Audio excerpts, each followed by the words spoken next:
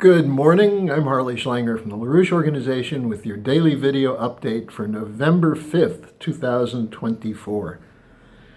Well, it's finally arrived, the U.S. election for President of the United States.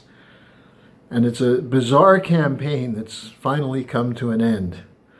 My advice is to take the slogan from the Sare, Vega independent campaigns, vote for yourself. Now, what do we mean by that? Well, look, we're in the midst of wars that are edging us toward World War III. And there are no solutions that were being presented in the presidential campaign. No addressing what's the cause of the war danger. You know, we're told that Putin launched an unprovoked attack on Ukraine. Well, that's completely wrong. It's been disproven over and over. And yet people keep repeating it as they repeat the same story about Russiagate. We have an intelligence community which is committed to war. And so the cause of the war danger is left largely unsaid. And what have we seen in this campaign? We had a coup against the near senile president, who, by the way, is still in office. Who's making the decisions? Well, we've written about that, the so-called collective Biden. But it's again, as I say, a bizarre situation. We have had 2 assassination attempts against one of the candidates. We have charges of election interference and meddling from Russia, once again with absolutely no evidence. And meanwhile, the drive for war continues, coming from the corporate cartels that work with the think tanks they fund, the media they own, and the politicians they control. And what's the purpose of these wars? To maintain a collapsing unipolar order, which means weaken Russia,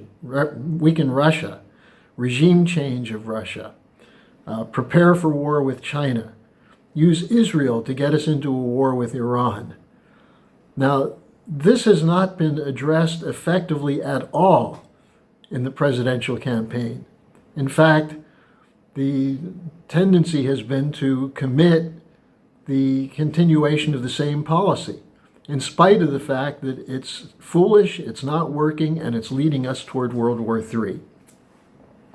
Now, in terms of the Israel situation, the United States just announced that we'll be sending 6 B-52 bombers to Qatar, along with a squadron of F-15E Strike Eagle aircraft and probably some more ships.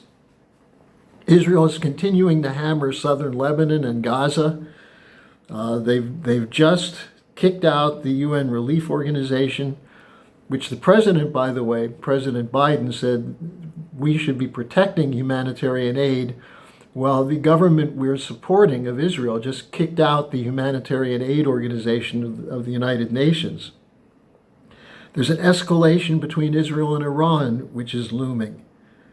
And now leaked documents in Haaretz show that Netanyahu leaked documents attributed to Hamas to divert attention from his unwillingness to act to get a release of the hostages. And this was from Haaretz about a Shin Bet investigation. I will have in the description section a link to a presentation by an American doctor who's been in Gaza, who's been threatened for coming to the United States, coming back and telling the truth about the situation there. Now, with all this going on in Israel, will Biden cut off the aid to Israel? Would Harris as president? Or would Trump? Now, the reason for the election anxiety is the recognition that these campaigns failed to address these basic problems, and a solution, which is to take away power from the corrupt billionaires who run the military-industrial financial complex, the corporate cartels that are committed to permanent war to defend the looting that they need to sustain their unipolar order. Harris basically admitted there would be no change from Biden. That's something people should think about. Why was Biden kicked out of the campaign? Well, to save the policy, to bring someone else in to promote it.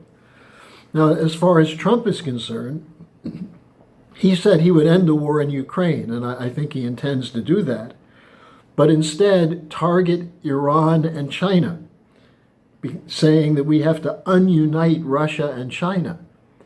Well, that would put us on a course toward war with China and with Russia. So what should we do under these circumstances?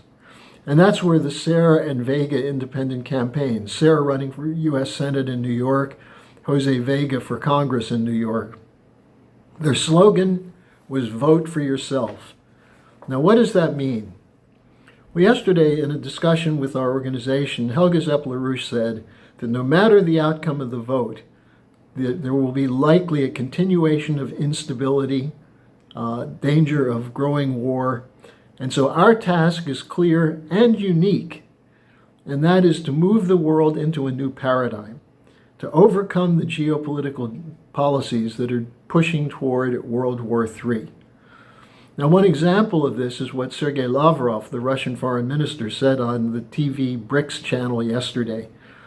He said, in terms of this question of a new financial system, all the rumors and discussion about de-dollarization, he said, we have no interest in a confrontational system. We want to create a new system where Western institutions can participate, provided they give up the militarization they're deploying to defend the looting system known as the rules-based order. In other words, they don't intend to have a system that will compete with the existing one based on the same corruption, but on moving into this idea of a new security and development architecture in which the interests of all sovereign nations are taken into account. Now, what Helga Zepp-LaRouche said in addition is that our moment in history has arrived. She said, the old system is crumbling. This is the chance for a new system based on cooperating with the BRICS, with the global South, with the global majority, where there are leaders emerging who are not interested in confrontation, but in building nations. That's what we should do. We have to rebuild our own nations in the United States and Europe, which are crumbling under the impetus of the green agenda and the war policy, the shut-off of energy, and so on. Now, toward this end, the Schiller Institute is looking beyond the election. We have scheduled for December 7th and 8th an online conference that will be titled, "In the Spirit of Schiller and Beethoven, All Men Become Brethren." The idea that we have one human race and that all of us should be putting our efforts towards improvement of the conditions of life for people throughout the planet, and then beyond, with a space program which takes us into the future. The potential for this can be seen if you go to the video which I've linked in the description section of the event on October 26th, sponsored by Sare and Vega. It was titled, "Build a Peace Chorus Against the Ghouls of War." Participants included Diane Sare and Jose Vega, Scott Ritter, Jimmy Dore, Colonel Lawrence Wilkerson, Helga Zepp-LaRouche, and me, among others, Garland Nixon. The link will be in the description section.